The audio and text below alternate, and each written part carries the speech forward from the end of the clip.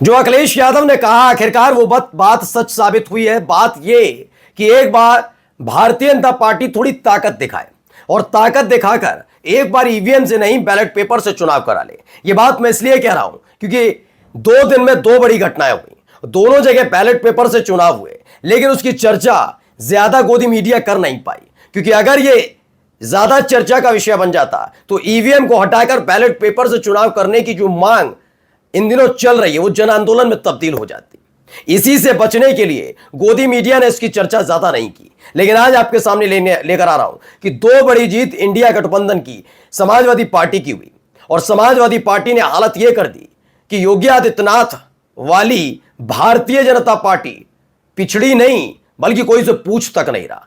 हालत बहुत बुरी स्थिति में आ गई। आज आपको दिखाऊंगा कि भारतीय जनता पार्टी की पोल खुली कि अगर बैलेट पेपर से अभी चुनाव हो जाए तो इंडिया गठबंधन की अखिलेश यादव की आंधी में उड़ जाएंगे। नमस्कार, मैं हूं प्रज्वल गौतम और आप देख रहे हैं न्यूज सर्किल। सबसे पहले मैं आपको एक खबर दिखाने जा रहा हूं। इस लिस्ट पर जरा नजर डालिएगा। यह क्या लिस्ट है? इस लिस्ट में लिखा है उपचुनाव अध्यक्ष पद का निर्वाचन परिणाम। इसकी खास बात क्या है आपको बता दूं कि उत्तर प्रदेश की महमूदाबाद सीट पर, जो महमूदाबाद है नगर पालिका सीट, वहां पर अध्यक्ष पद के लिए उपचुनाव होता है। उपचुनाव जैसे तय होता है, उपचुनाव के हिसाब से यह होना चाहिए कि भारतीय जनता पार्टी जीतनी थी, तय था, बीजेपी जीतेगी, लेकिन हो गए बैलेट पेपर से चुनाव। होते बैलेट पेपर से ही है। अब बैलेट पेपर से चुनाव हो और बीजेपी जीत जाए मुमकिन है? नहीं, क्योंकि उनका दोस्त तो ईवीएम है ना, यहां थोड़ी ना है खेल। तो ये खेल हुआ, बैलेट पेपर से चुनाव हुए और परिणाम आपके सामने। पहले परिणाम पर एक नजर डालिए और क्यों बीजेपी की हालत खराब है ये से समझिए और क्यों गोदी मीडिया से चीख चीख कर नहीं बताना। ये देखिए, आमिर अरफात साइकिल, समाजवादी पार्टी साइकिल, यानी कि समाजवादी पार्टी की टिकट से आमिर अरफात इसके प्रत्याशी थे। इन्हें 8906 वोट मिलते हैं, 8906। दूसरे नंबर पर संजय कुमार है इस लिस्ट में, वैसे नहीं है संजय कुमार, ये कमल का फूल यानी कि बीजेपी के प्रत्याशी। इन्हें 1352 वोट मिलते हैं। आप सोचिए 8906 और 1352 कितने वोटों का अंतर है, खुद अंदाजा आप लगा सकते हैं। तकरीबन अगर पूरे वोट को देखूं 7000 वोटों का, तकरीबन 7000 वोट कम मिले हैं। फिर आते हैं अतुल कुमार शर्मा पहिया, ये निर्दलीय प्रत्याशी थे, 8331। आप सोचिए भारतीय जनता पार्टी के प्रत्याशी को इतने भी वोट नहीं मिले कि वो निर्दलीय प्रत्याशी को बीट कर सके। बीजेपी अपने नाम का डंका पीटती है ना, हमारे तो आंधी है, तूफान है, जलजला है, दुनिया की नंबर 1 पार्टी है, तमाम चीजें। ये देख लीजिए, ये हालत है इनकी हकीकत भी यही है। बैलेट पेपर से हुए चुनाव में एक मामूली से निर्दलीय प्रत्याशी, मामूली शब्द का मैं इस्तेमाल, वैसे कोई मामूली नहीं होता लोकतंत्र में, लेकिन एक मामूली इसलिए शब्द का इस्तेमाल कर रहा हूं क्योंकि बीजेपी की नजर में सिर्फ वही ब्रांड है, बाकी जितने नेता हैं वो सारे के सारे मामूली है। इसीलिए मैं कह रहा हूं एक निर्दलीय प्रत्याशी जिसकी साख अपनी अच्छी इलाके में हो सकती है, लेकिन इसके साथ साथ अगर ताकत जो पार्टी से मिलती है, सरकार से मिलती है, सत्ता से मिलती है, वो तो नहीं मिली, तब भी 8331 8331 वोट मिलते हैं एक निर्दलीय प्रत्याशी को। और इनको कितने? 1352। अब आइए आगे देखते जाइए। एक है अमरीश गुप्ता टोटी नल, इस चुनाव चिन्ह पर निर्दलीय चुनाव लड़ते हैं, 4423 4423 वोट मिलते हैं, बीजेपी से कहीं ज्यादा।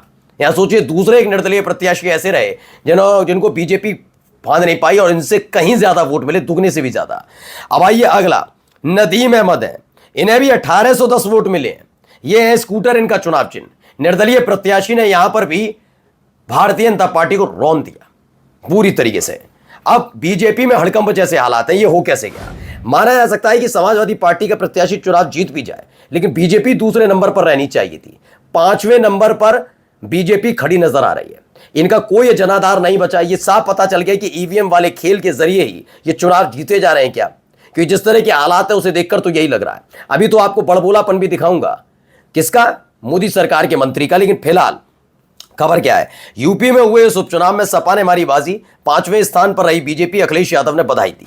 दरअसल महमूदाबाद की नगर पालिका परिषद अध्यक्ष पद के लिए उपचुनाव में समाजवादी पार्टी के प्रत्याशी आमिर अरफात ने 8906 वोट पाकर जीत हासिल की। इस चुनाव में बीजेपी 5वें नंबर पर रही है और इसी ने पोल खोल कर रख दी कि जो आरोप लगातार अखिलेश यादव उठाते, क्योंकि इससे पहले आपको याद होगा साल 2022 का चुनाव, सब जानते थे परिणाम क्या आने जा रहा है। परिणाम था अखिलेश यादव दोबारा सत्ता में आने जा रहे थे, सब जानते थे, कोई छिपी हुई बात नहीं है, स्पष्ट बात थी, ये खुद बीजेपी भी जानती थी। लेकिन अचानक से परिणाम आते हैं और पूर्ण बहुमत की सरकार बीजेपी की बन जाती है। हर किसी ने कहा कि वोट काटेगा, वो हमने देखा भी, अलग अलग न्यूज चैनल ने दिखाया भी कैसे खासतौर पर मुस्लिम समुदाय वाले इलाकों में यादव बाहुल्य इलाकों में, वहां पर कैसे लोगों को रोका जा रहा था, पुलिस प्रशासन रोक रहा था, सब वो बात अलग है कि जिस चुनाव आयोग को कार्रवाई करनी चाहिए वो कम से कम चुनाव परिणाम आने के, सरकार का गठन होने के, शपथ हो जाने के 5, 6, 8 महीने बाद जागता है, कहता है सबूत ला कर दो। जब सबूत भी दिए गए और आज तक इसका कोई चर्चा नहीं है। अब तो 2027 का चुनाव आएगा, तो आप सोचिए किस तरीके से चुनाव लड़ते हैं, लड़वाते हैं। बात आज ईवीएम की नहीं है दोस्तों, अब ईवीएम की रही नहीं है। ईवीएम से आगे की बात निकल कर आई है कि चुनाव आयोग ने कैसे अपनी निष्क्रियता दिखाई या फिर यह साजिश का हिस्सा रहा, कैसे अलग अलग जगह फर्जी वोटरों को जोड़ा गया, फर्जी वोटरों को जोड़ा गया। हो सकता है आप मेरी बात पर भरोसा ना करें, आप कहेंगे तो आप तो आलोचना करते हैं सरकार की, इलेक्शन कमीशन की, यही कहोगे ना, लेकिन आप मोदी सरकार के मंत्री की तो मानोगे। मोदी सरकार के मंत्री खुद बता रहे हैं कि इस देश का चुनाव आयोग कोई काम धंधा नहीं करता।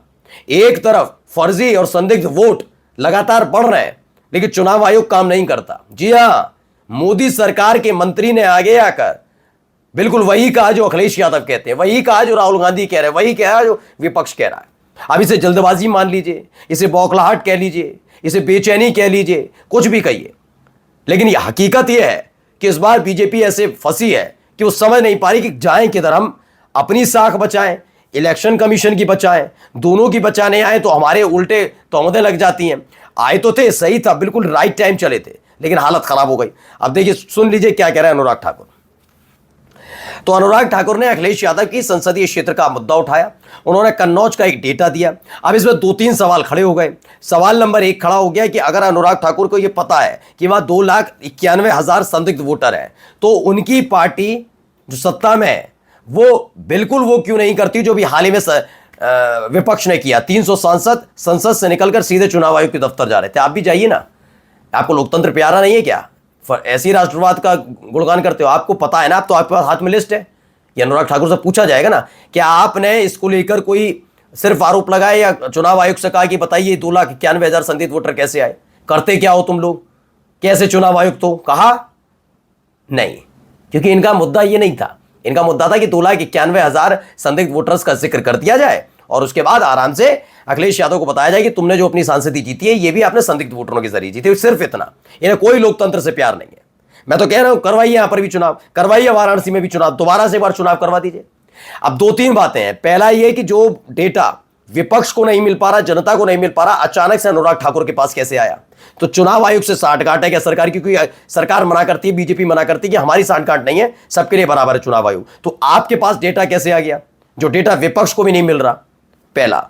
दूसरा, वेबसाइट कई सारी लॉक हो गई है, मतलब चल नहीं पा रही, अपना अगर डेटा कोई देखना चाह रहा तो नहीं मिल पा रही। माना कहा यह जा रहा है कि जो गलतियां की गई थी उन्हें सुधारने में लगा हुआ है चुनाव आयोग, इसलिए ये सब हो रहा है।